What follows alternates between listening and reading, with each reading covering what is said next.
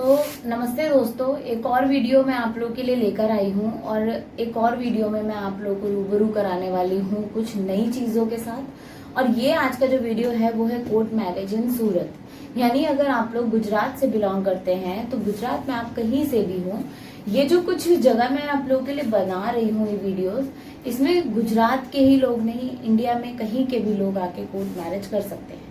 But आगे update जानना जरूरी है कि कौन कौन से लोग और क्या क्या उसकी कंडीशंस हैं।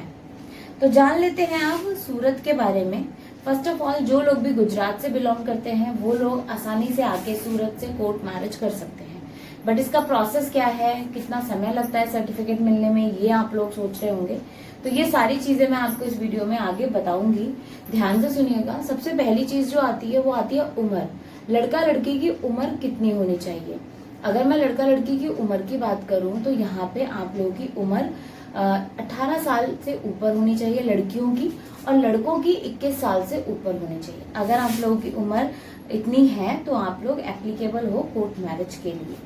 आगे बढ़ते हैं तो ये है, जैसे मान लीजिए आप लोगों की एज पूरी है। अब इसके अलावा डॉक्यूमेंट्स भी तो कुछ चाहिए होंगे। डॉक्यूमेंट की अगर मैं बात करूं तो डॉक्यूमेंट में आपके पास 2 या 3 ऐसे डॉक्यूमेंट होने चाहिए जो कि बहुत ज्यादा जरूरी है। वो क्या क्या है? पहला आपके पास होना चाहिए आधार कार्ड, दूसरा होना चाहिए 10वीं क्लास की मार्कशीट, और तीसरा होना चाहिए पैन कार्ड। अगर ये सारे डॉक्यूमेंट्स आपके पास हैं तीनों, तो आप आसानी से कोर्ट मैरिज कर सकते हो। तो ये जो मैंने चीजें आपको बताई हैं, अगर आप ये लेके चल रहे हो तो आसानी से सूरत से कोर्ट मैरिज कर सकते हो।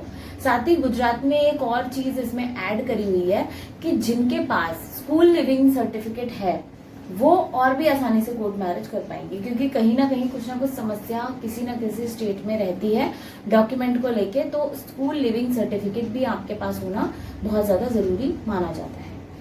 अब आगे बढ़ते हैं कि इसमें क्या प्रोसेस है। तो सूरत से अगर जिन लोगों को कोर्ट मैरिज करनी है उन लोगों के लिए क्या बेटर ऑप्शन होता है कि आप लोगों को मैं प्रोसेस समझाऊं और आप लोग ये बेताब रहते हैं कि हमारी जल्द से जल्द शादी हो जाए।